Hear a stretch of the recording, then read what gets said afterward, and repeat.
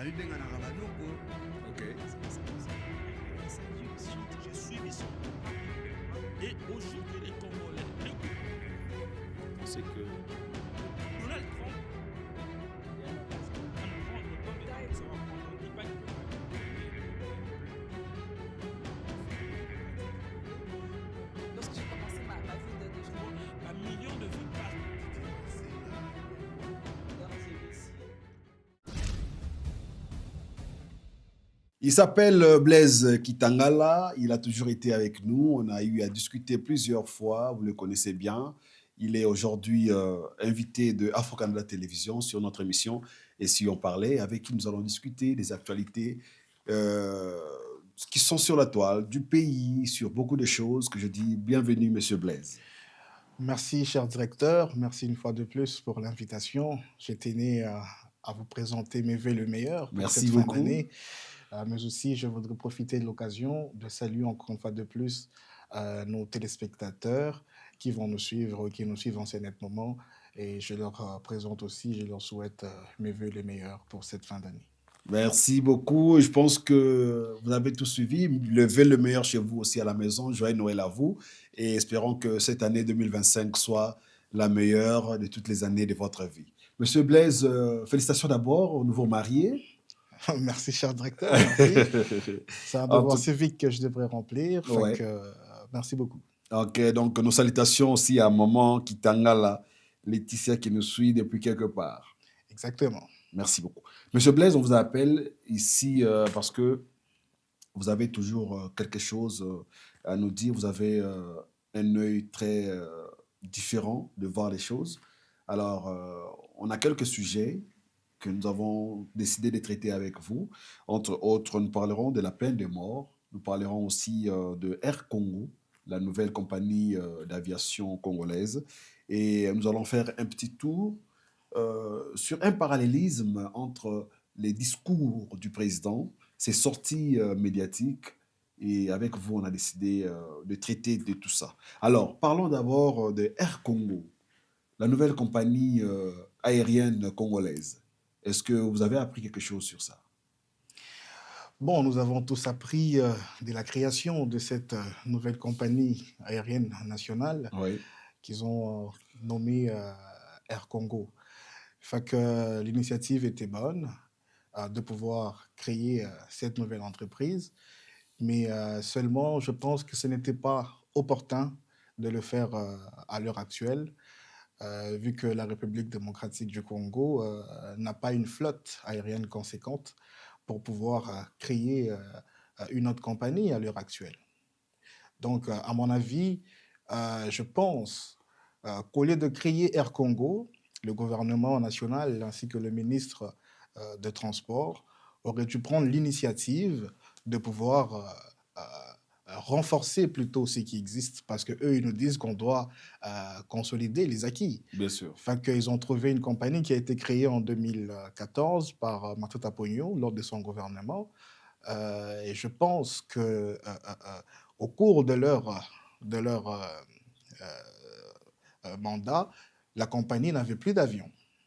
Mais je Donc, me souviens, il y a eu comme 3 avions qui sont arrivés. Il y a eu Laurent Désiré Kabila, Emery Patrice Lumumba et Anouarit, quelque chose comme ça. Et puis, plus rien. justement, c'est parce qu'il y a eu manque d'entretien et la compagnie a été déclarée en faillite. Enfin, que c'est comme si la gestion de ce patrimoine, que moi j'ai qualifié de patrimoine, parce qu'avoir une compagnie nationale, c'est tout de même un patrimoine. Mais la gestion de ces appareils n'a pas été à la hauteur, ce qui a fait que tous ces avions que vous venez d'énumérer ou de citer sont presque tombés en panne et que ça n'existe plus aujourd'hui. Fait que la compagnie n'avait plus d'avions, fait que là, on a vu qu'ils ont été dotés de deux nouveaux appareils, chose que nous avons quand même Mais appréciée. avant d'arriver à cette dotation Oui, de deux nouveaux appareils flottants, oui. alors on va faire un petit tour. Un pays normalement comme la RDC, à la hauteur de la RDC, ne devrait-il pas avoir une compagnie qui aurait des appareils pimpant neufs et qui peuvent flotter sur toute la planète Terre, par exemple? Bon, la préoccupation que vous soulevez est très pertinente et ça, c'est la volonté de tout un Congolais et c'est la question que chacun d'entre nous se pose. Hein. Pourquoi à l'heure actuelle que un grand pays comme la République démocratique du Congo n'arrive pas à passer de commandes d'avions à des grandes entreprises comme Boeing, par exemple, Mm. hein, pour nous doter de vrais appareils neufs et propres à notre compagnie. Mais nous comprenons que la justificative qui est toujours donnée, c'est celle de dire que les appareils coûtent trop cher Et que le pays n'a pas et l'argent. que le pays n'a pas d'argent. Mais nous comprenons que dans le pays où il n'y a pas d'argent, c'est le pays où les détournements est le maître mot que nous entendons à tous les jours. C'est ce qui est effarant, c'est Des éberluant, millions et des millions c'est qui disparaissent dans les poches des gens et puis exactement, c'est la le seule pays n'a pas chose qu'on d'argent. n'arrive pas à comprendre. Je pense que pour le prochain projet budgétaire, il faudrait penser à une somme conséquente pour le domaine de transport pour qu'en fait que le domaine aérien soit aussi relevé de ces défis. Alors, avant, il y avait Congo Airways. Et après, aujourd'hui, il y a Air Congo. Oui. Pourquoi deux compagnies similaires et faisant la même fonction aujourd'hui? Pourquoi pas renforcer une pour qu'elle soit plus efficace? Justement, je n'ai jamais compris ce qui a été l'initiative ou des gouvernants actuels de pouvoir créer cette compagnie, parce qu'elle coûtera certainement cher au pays. Mm. Pourquoi? Parce que vous créez une nouvelle compagnie, au lieu de renforcer celle qui existe déjà, vous devrez créer deux bureaux, vous devrez embaucher le personnel Ouais. et vous devrez créer le bureau sur tout l'étendue du territoire national, par exemple. Et ça coûte encore beaucoup trop cher à l'État. L'initiative ou encore la chose la plus simple que eux ils devraient faire, ils devraient prendre les deux flottes qui ont été louées à Ethiopian, de pouvoir renforcer ce qui existe déjà, Mm. de pouvoir donner ces deux appareils à Congo Airways, parce que Congo Airways est déjà installé sur l'étendue du territoire. Ouais, ouais. Il en a déjà de l'expérience, il y a déjà du personnel. Donc le fonctionnement sera beaucoup plus simple et il devrait un peu retarder à l'idée de la création d'une nouvelle compagnie aérienne. Alors, maintenant, là, le pays est aussi immense et avec deux appareils de Air Congo, on peut pas sillonner tout le pays. Il n'y a pas possibilité que l'appareil atterrisse sur toutes les provinces de la République. Qu'est-ce qu'il en faut? Ajouter des appareils, ou bien acheter des appareils neufs, ou bien renforcer Air Congo Airways. Qu'est-ce qu'il faut pour résoudre, pour pallier au problème de transport? Parce que jusque-là, vous voyez des gens se battre pour prendre place avec son billet. Il a son billet, mais il se bat pour rentrer dans l'appareil. Justement, il faudrait une vision claire au niveau gouvernemental dans le secteur aérien. C'est vrai que les appareils que nous avons actuellement ne peuvent pas pallier ou encore combler le vol de l'ensemble du territoire. Mais il faudrait qu'on mette une réflexion beaucoup plus objective, hein, à maximiser plus de fonds et ne pas se servir de ce qui entre, mais plutôt à penser à renforcer la flotte. Parce qu'aujourd'hui, euh, et même ces appareils-là, aujourd'hui, ne sont pas capables d'atterrir sur n'importe quel aéroport au Bien pays. sûr. Parce que les On aéroports, n'a pas aussi de terrain approprié exactement, pour recevoir ces appareils partout dans les provinces. exactement. Donc, il faudrait maximiser le fonds et inscrire au budget national qui va être décerné prochainement au ministère de Transport pour qu'en fait, qu'ils puissent acquérir des appareils qui seront adaptés sur les aéroports nationaux de toute l'étendue de l'étendue nationale du pays. Parce Alors, qu'il y a des aéroports qui prennent de petits porteurs, de oui, petits bien avions, sûr, bien et sûr. que tous les aéroports ne devraient pas acquérir que de Boeing Mm. 700, par exemple. Voilà. Donc aujourd'hui, il faudrait une vision claire et il faudrait maximiser le fonds possible qu'on devrait doter à ces grands ministères, qui est le ministère de Transport. Et selon vous, pensez-vous que le ministère aujourd'hui, pendant son mandat, a pu réaliser des choses qui peuvent laisser des traces pour que la prochaine personne qui suivra puisse continuer ce travail? Bon, je ne pense pas si ce sont vraiment, on doit appeler de réalisation, parce que actuellement, on n'a pas acheté, si je ne me trompe pas, à moins que je ne m'abuse, Mm. de nouveaux appareils. Ben, c'est loué, ça Euh, c'est sûr. Le ministre c'est lui-même, il a dit que c'est loué parce qu'il exactement. coûterait plus cher l'achat. Donc, je pense qu'il y a beaucoup à faire et il Mm. n'y a pas de traces qui vont être laissées parce que la création qui est faite de Air Congo est une création prématurée. Elle est beaucoup faite beaucoup trop tôt et il fallait patienter avant de mettre en œuvre. Donc, à mon avis, je pense qu'il n'y a pas de traces actuellement, bien que le ministère des Transports ne régorge pas seulement la flotte aérienne dans ses prérogatives, Bien sûr, mais bien sûr. aussi le voie ferrée ou encore la circulation des automobiles ou autocyclistes. Donc tout ça, actuellement, je ne pense pas qu'il y a eu encore de traces indélébiles qui ont été laissées. Il y a encore beaucoup de choses à faire. Parce que jusque-là, on doit se le dire, l'embouteillage continue à sévir la République partout, même dans les régions, c'est vraiment embouteillé, pratiquement dans des villes où il y a un peu de véhicules. Donc, Justement, parce que j'ai suivi avec beaucoup de regrets le passage du ministre des Transports oui. sur un plateau de télévision où il nous a ramené des photos en train de nous Il a brandir. pris, il a pris Euh, l'exemple de la France, du Canada et puis oui, de mais à l'Allemagne mon passé. avis, ça frôle un peu les ridicules Hmm. parce qu'il devrait comprendre si ce n'est pas la même chose.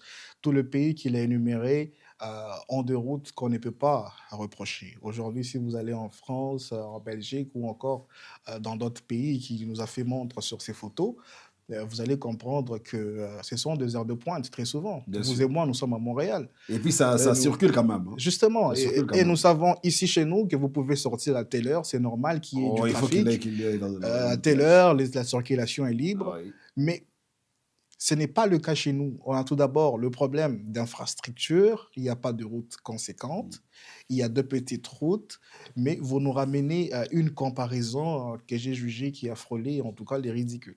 Est-ce que vous pensez que le ministre euh, est mal entouré aussi de son côté pour pouvoir, parce il a une équipe de communication qui fait ce travail, qui lui propose des choses. Est-ce que vous pensez que son équipe est efficace aussi? Bon, il faudrait aussi se poser la question, est-ce que le ministre écoute ses équipes? Hmm.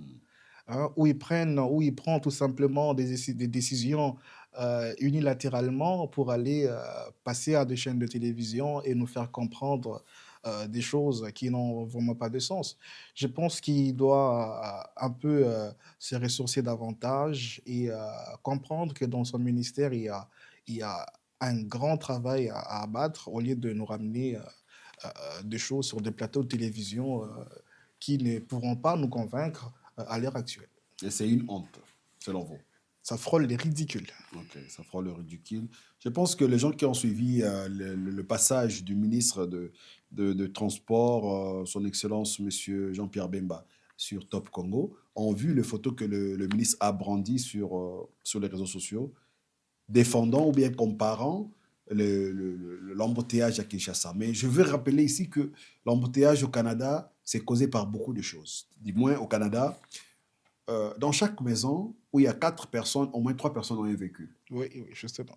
Vous voyez? Voilà. Et à part ça, l'embouteillage ici, ça coule quand même. Ça coule, oui. Ça coule et puis c'est dans des heures de pointe. Exactement. C'est pas toute la journée, c'est pas Non, partout, il y a des heures de pointe. non.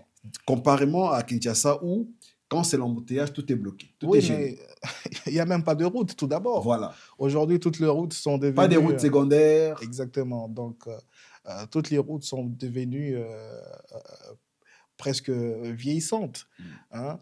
On ne peut pas comprendre qu'on met encore beaucoup du paquet dans le domaine des infrastructures, mais au bout de 2, 3 ans, les routes se dégradent et revenir au niveau initial. Ça, c'est incompréhensible. Comparément aux routes qui ont été construites aux années, je sais pas, 60, qui tiennent encore le coup jusqu'à aujourd'hui. Justement, donc il faudrait ouvrir l'œil et les bons pour voir si vraiment le projet qui sont présentés au niveau du gouvernement ou encore des gouvernements provinciaux, si c'est vraiment exécuté à la hauteur de fonds qui sont débloqués. En tout Ou cas. soit les gens ne font que faire saigner les trésors publics Ouais, ouais, et nous donner ça le c'est route sûr. de 3, 4e qualité. Ce n'est pas tout à fait Alors, on normal. va dire un dernier mot à propos de Air Congo. Avez-vous Oui. quelque chose à ajouter là-dessus?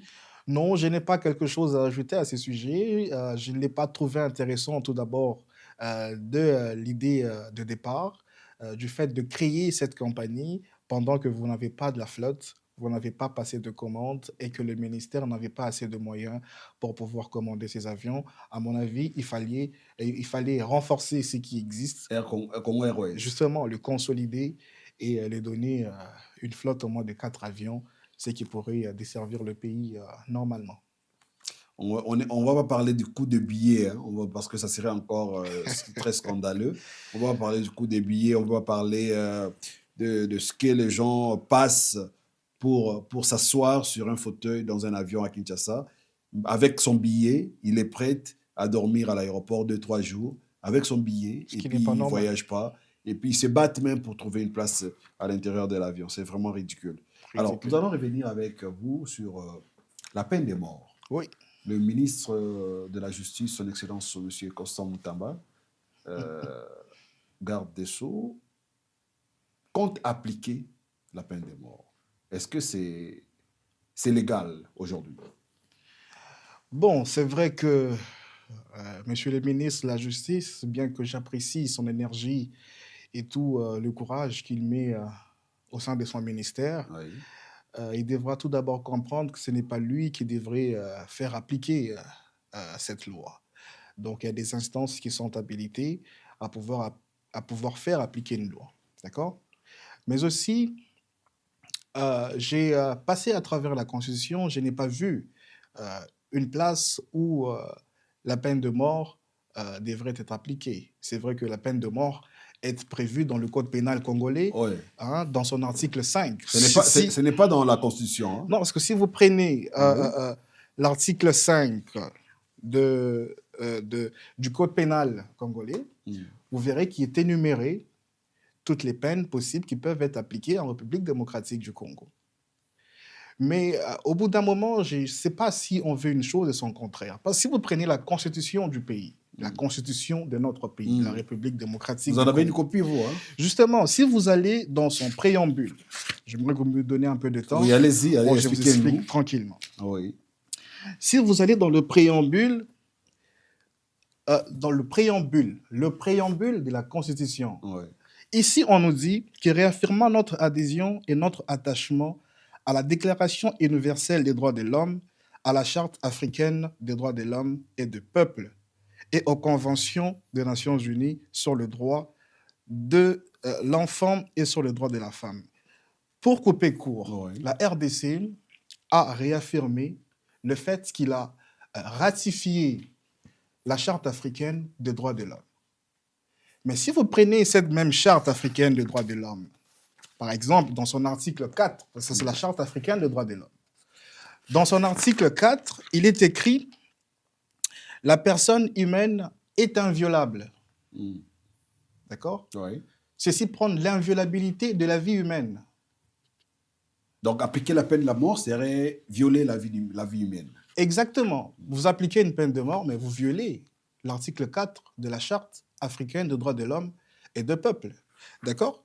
Et il est écrit, en plus de ça, tout être humain a droit au respect de sa vie et à l'intégralité et à son intégrité physique et morale de la personne. Nul ne peut être privé arbitrairement de ses droits. Vous voyez le C qui est mentionné, ses droits. On ne peut pas priver quelqu'un de sa vie. Okay. Et si vous prenez la Constitution de la République, à part la charte africaine, dans l'article 16 de la Constitution, de notre Constitution, l'article 16 prône la sacralité de la vie humaine. La vie est sacrée. Hein? La vie est sacrée. Vous comprenez? Donc la personne humaine est sacrée. D'accord?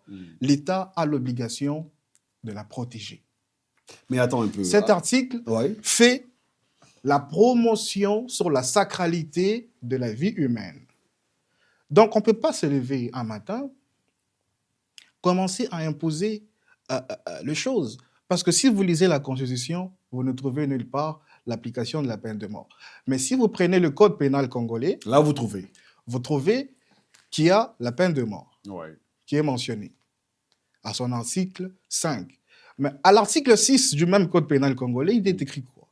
Que l'application de cette peine de mort est signifiée, c'est-à-dire le mécanisme ou la façon dont la peine de mort sera exécutée doit être fixée par le président de la République. C'est le président qui doit décider. Ce n'est pas le ministre. Ce n'est pas le ministre. Okay. C'est le président qui doit décider. Mais si on veut... Directeur, Allez-y, oui, c'est finissez. Donc, La peine de mort. Ouais. Donc, le modalité d'exécution de cette peine de mort doit être définie par le président de la République. Soit par fusillade, soit par pendaison. C'est le président qui doit dire que telle catégorie de personnes qui ont été condamnées à mort doivent être exécutées par fusillade, par exemple. Et le président s'exprime par quoi? Par voie d'ordonnance. Bien sûr. Donc, il faudrait une ordonnance présidentielle Qui jusque-là n'a pas encore été faite. qui n'a pas été faite. OK. Vous comprenez? Et si on doit quand même revenir en arrière, pourquoi cette peine a été mise en place depuis 2003? Parce qu'au courant de l'année 2001 et 2003, il y a eu beaucoup d'exécutions de morts. Et pour renouer avec la confiance de la communauté internationale, ils nous ont demandé, ou il a demandé à l'État congolais de pouvoir mettre un moratoire pour suspendre l'exécution de cette peine de mort. D'accord? Oui. Donc, monsieur le ministre ne devrait pas faire du méli-mélo et pouvoir se tromper. Vous savez, il y a... aujourd'hui, il gagne beaucoup en popularité. C'est vrai, monsieur. Donc, vous pensez que c'est le populisme qui le fait? Je ne le dis pas, c'est peut-être votre appréhension, mais il gagne aujourd'hui en popularité et il devrait faire très attention. Vous savez, il y a un prince belge qui s'appelait Charles-Joseph de Ligne, qui disait que la popularité est comme un rasoir dans les mains d'un enfant. Ça peut facilement... Tout comme vous pouvez en faire bon usage, tout comme ça peut vous blesser. Donc, il faudrait peser le mot lorsqu'on va prendre des décisions et faire la promotion de la mise en place de cette peine de mort. Et si vous revenez toujours à la même constitution que moi j'aime beaucoup lire, bien sûr, allez-y. Dans son article 61, par exemple, si vous prenez l'article 61, l'article 61 de notre constitution, il est écrit quoi? Oui, allez-y. En aucun cas, d'accord? Et même lorsque l'état de siège et l'état d'urgence aura été proclamé conformément aux articles 85 et 86 de la présente Constitution, il ne peut être dérogé aux droits et les principes fondamentaux énumérés ci-après. 1. Le droit à la vie. On ne peut pas ôter la vie à quelqu'un. On ne peut pas, en aucun cas. C'est la Constitution qui le dit, en aucun cas. Et si on devrait maintenant comparer entre la Constitution et le Code pénal congolais, qu'est-ce qui prime? C'est la Constitution. C'est la Constitution. Mais cette Constitution qui est déclarée faillible et qui doit être revue ou changée. Hein. Ça reste encore un débat ouvert. Ça reste encore un débat, mais... à mon avis, je ne pense pas que cela devrait être fait. On a une bonne Constitution. Peut-être c'est à cause de toutes ces choses-là que la Constitution doit être revue. Hein. Non, ce n'est pas à cause de ça. On revient un peu avec vous parce qu'on on est en train de parler de la peine de mort. Oui. Alors, c'est vrai que la Constitution, par ailleurs, est en train d'interdire de ôter la vie à quelqu'un. Ça prend la sacralité de la vie humaine. La sacralité de la vie humaine, je comprends. Oui. Alors, mais elle est quand même autorisée dans le Code pénal. Si jamais elle devrait être appliquée, ça serait dans quelles conditions? Si la peine de mort devrait être appliquée, bon, cela dépendra de la responsabilité de la personne qui assignera cette applicabilité, qui est le président de la République. Cette personne-là doit commettre quoi comme crime, comme bevue, pour que la peine de mort soit appliquée à cette personne? Bon, à ce qui est mentionné dans le Code pénal, bon, le crime contre l'humanité, la haute trahison, des grandes infractions sont quand même énumérées qui peuvent amener à ce que la personne soit condamnée à mort. Par exemple, s'il a ôté la vie à quelqu'un, ou encore si il s'est, par exemple, rebellé contre son pays, ça pourrait être qualifié de haute trahison et ces genres de personnes peuvent être condamnées à mort. Mais seulement l'applicabilité de cette peine de mort ne devrait pas exister parce qu'au regard de notre Constitution, c'est là interdit. Mais si la loi le mentionne, que les gens qui ont trahi le pays, les gens qui ont tué, qui ont ôté la vie aux autres, devraient aussi subir la même chose, devraient être punis à peine de mort. Oui. Pourquoi l'interdire encore quelque part dans le même code pénal? Bon, justement, nous, on va suivre la loi fondamentale, qui est la loi suprême, qui l'interdit. D'accord? C'est vrai que le peine, ou encore toutes ces peines de mort peuvent être prononcées. Mais il n'est pas toujours dit qu'une peine prononcée doit être exécutée. Donc, c'est juste une formalité. Bon, pas vraiment une formalité, mais ce sont des peines qui ne devraient pas être exécutées, à mon avis, Quel que soit le cas, quel que soit le Justement, problème que la condamner personne... une personne à mort, prenez-le, mettez-le en prison et laissez-lui en vie et mourir en prison. Parce qu'aujourd'hui, ici, la peine de mort devrait Mais être nous savons appliquée. aujourd'hui comment les gens qui vont en prison après avoir purgé 1 année, 2 ans, ils se retrouvent à l'extérieur. Ça, c'est les failles de Même s'ils l'État. ont été condamnés à 20 ans, à 30 ans, à servitude pénale, on sait ce qui se passe aujourd'hui. Hein. Justement, Ouais, ouais. c'est parce qu'il y a faille, il y a faille de l'État. C'est-à-dire que l'État a le monopole de la puissance, a le monopole de la force. C'est lui qui doit garder un œil là-dessus, que ceux qui ont été condamnés puissent purger exactement ou intégralement leur peine.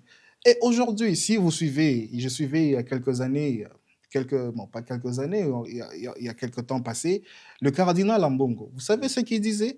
Il dit, aujourd'hui, vous qualifiez votre justice de malade, Ouais. d'accord? Mais vous enlevez le moratoire qui interdit la peine de mort. Il continue par dire, c'est comme si vous preniez une arme que vous donnez à un fou. Donc, de vous et moi, Qui n'en directeur... fera pas bon usage, c'est sûr. Exactement. Si nous sortons ici, on prend l'arme, on donne à un fou et on le laisse entrer ici. Il risque de nous exécuter sans se rendre compte, peut-être. Vous comprenez? Donc, il faudrait faire très, très attention sur la question de la peine de mort. Donc, parce que la justice ne nous garantit Alors, pas. C'est une peine... vous pensez qu'ils sont en train de jouer avec le feu? Bon, si je dois redire le propos du ministre de l'Intérieur qui disait qu'il faudrait faire peur aux bandits. Si c'est juste pour faire peur, oui, il faudrait faire cette promotion-là. Mais si c'est Parce pour qu'il faut l'exécution... reconnaître que le ministre aussi, il a donné une chance à ces bandits. Il les a libérés de la prison sans caution. Ils sont sortis parce qu'il voulait que ces bandits-là reprennent leur place dans la société, Oui, mais chose qui parce n'a que pas il été... y a nombreux qui ont été libérés, mais ils sont sortis qui de ont la repris le prison. travail. Ils ont sorti de la prison dans quelles conditions de vie? Certains, je ne sais pas s'ils pouvaient encore survivre 1 ou 2 années. Ça, c'est une minorité. On parle de la majorité. Certains malades. On parle de la majorité. Là. C'était une urgence parce que les conditions de vie étaient invivables dans cette prison. Il fallait libérer, il fallait désengorger. Donc, ils étaient dans l'obligation de le faire. Ah bon? C'était une obligation pour eux de le Vous faire. pensez? À mon avis, oui. Parce que les conditions, si vous suivez un monsieur qui a été libéré, un journaliste très suivi en ligne, qui aujourd'hui, je pense, aux États-Unis, qui est incarcéré, c'est lui qui a fait l'alerte que les conditions... Stanis Boujakera. C'est ça. Donc, si vous suivez ce qu'il disait, que les conditions de vie étaient inhumaines. Et exactement, c'était inhumain. Donc, l'État s'est retrouvé dans une situation où il était contraint de pouvoir désengorger cette prison. Parce qu'il y a eu de bruit au niveau international. C'était pas pour libérer les gens qui étaient arbitrairement arrêtés, non? Mais non, mais parce que, c'est vrai que parmi eux, il y a certains qui n'ont pas bénéficié de jugement. Parce que qu'est-ce que la loi nous dit? Ça dit que chaque citoyen ou toute personne qui est arrêtée doit être informé du motif de son arrestation, mais aussi il doit être jugé dans un délai raisonnable. Mais plusieurs n'étaient pas encore jugés. Plusieurs n'ont pas été jugés, ils ont été entassés en prison, donc ils se sont retrouvés dans une condition inhumaine, donc l'État s'est retrouvé dans une obligation où le fait d'être jugé dans le délai raisonnable n'était pas respecté, donc ils ont violé la loi eux-mêmes, ils devraient, à mon avis, les libérer. Okay. Donc ça, c'est pas un mérite. Donc, pour vous, la peine de mort doit être écartée de la bouche du langage du Congolais. Exactement, parce que la loi prend la sacralité de la vie, que ce soit la constitution de notre pays ou encore la charte africaine de droit, la charte africaine des droits de l'homme et du peuple. Et donc, appliquer la peine de mort serait une violation? À mon égard, oui. À mon avis, oui. Ça serait violer la vie humaine. Merci beaucoup, Monsieur Kitanga. Là, on va vraiment vite finir avec vous. On va parler un peu des sorties médiatiques de son Excellence, Monsieur le Président de la République, oui. Qui, à chaque fois qu'il sort, il y a toujours des émissionnettes qui suivent.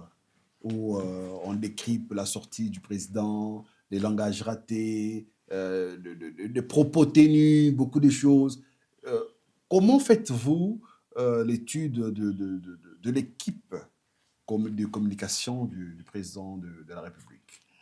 Bon, aujourd'hui, il faudrait tout d'abord signaler que les sorties médiatiques d'un président ne sont pas improvisées. D'accord? Tout comme ses déplacements non plus ne sont pas improvisés. Avant qu'un président puisse prononcer un discours, il doit être rassuré, ou encore son équipe, ou encore ses équipes devraient être rassurées de ce que le président devrait aller dire, de quelle façon il devrait communiquer, est-ce qu'il est essentiel qu'il puisse communiquer ou non. Mais ce qui s'est vu aujourd'hui chez nous au pays, euh, je ne sais pas comment le qualifier. Est-ce que c'est notre symbole de l'unité qui ne suit pas ce qu'on lui donne comme propos à dire, ou il le dit juste parce qu'il veut se lâcher, mais il y a beaucoup de choses qui devraient être revues dans la communication du président, et je pense que ces équipes devraient vraiment s'atteler là-dessus pour donner le bon mot au bon moment et aux circonstances appropriées au président pour qu'il s'exprime et qu'il n'ait pas divagué, aller dans tous les sens. Bon, si on devrait rester un peu sur son dernier discours sur l'état de la nation, Oui. le président parle des choses qu'il fera en 2025. Est-ce que c'était approprié par rapport au discours sur l'état de la nation? Bon, justement, j'ai suivi ces discours il y a quelques jours passés. Je pense que les discours sur l'état de la nation devraient donner l'image globale de ce qui a été réalisé, sur ce qui devra être réalisé et sur ce qui était aussi réalisé. Mais à mon avis, je pense que là-dedans, il y a beaucoup de choses dont nous nous sommes rendus compte que ce sont juste de promesses, par exemple.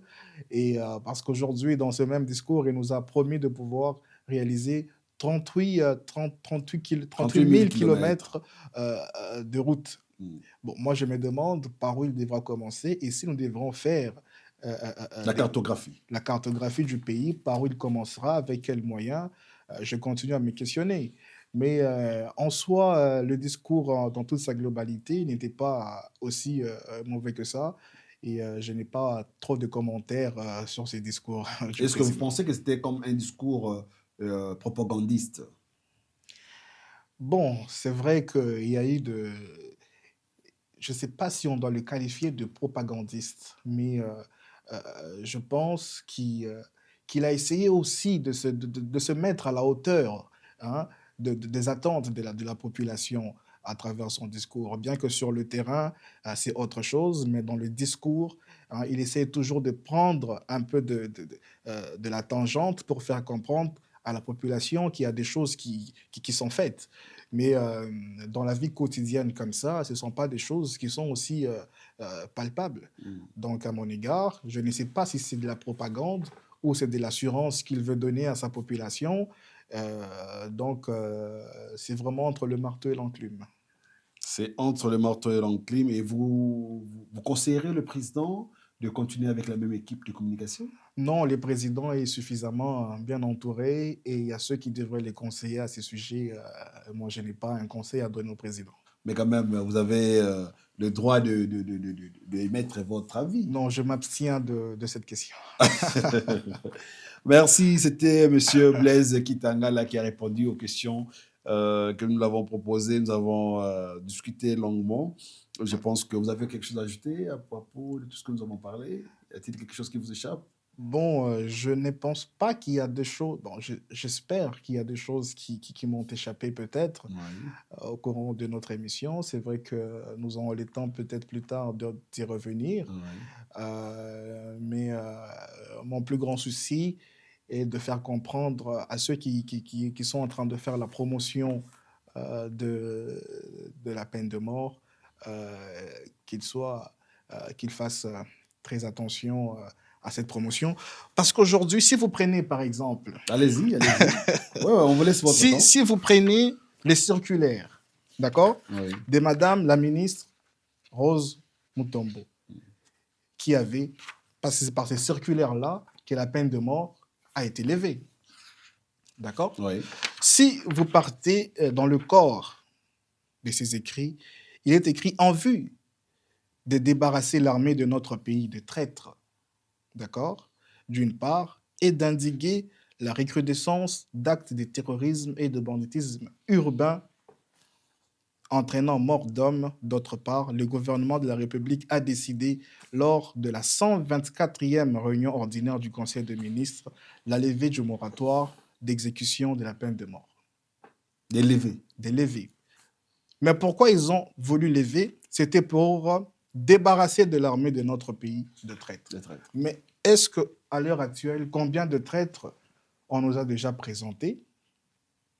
On a présenté, c'était qui monsieur qui était député d'ailleurs. Oui, justement. Ah Mais ouais. combien ont été exécutés de cette peine de mort? Ce qui est un problème d'exécution. La personne qui doit décider N'a pas encore signé. de l'applicabilité ou de modalité d'exécution de cette peine reste le président de la République. Et le président devra s'exprimer par voie d'ordonnance. Tant qu'il ne le fera pas, cette peine ne pourra pas être exécutée. Et tant qu'il le fera, ça sera considéré comme quoi c'est lui qui a tué. Merci beaucoup, monsieur Kitanga. Là, je pense que vous avez aimé l'émission. Si jamais vous avez suivi cette émission, n'oubliez pas de la partager. N'oubliez pas de laisser en commentaire votre suggestion et on reviendra répondre peut-être à votre suggestion. Portez-vous bien chez vous et bonne année 2025. À la prochaine. babibenganaka banoko Ok. je suis mission. Et aujourd'hui, les Congolais, C'est que Donald Trump, il va nous prendre le temps de ça va prendre. Il va